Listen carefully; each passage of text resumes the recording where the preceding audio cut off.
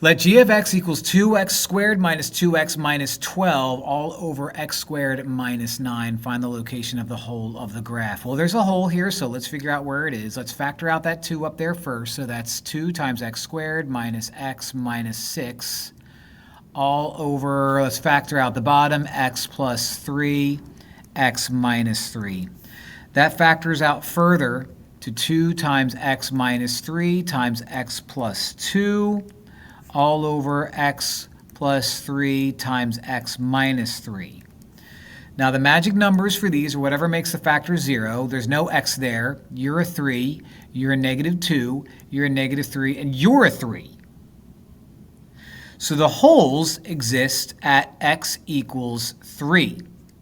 Now if I plug that in right now, I'm going to get 0 over 0, and that's no good. So in order to find the value of a hole, you simplify the function to make it 2 times x plus 2 all over x plus 3, and plug in the value of 3.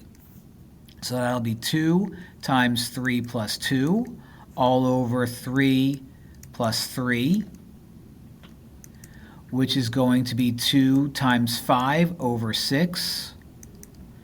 10 over 6 is 5 over 3.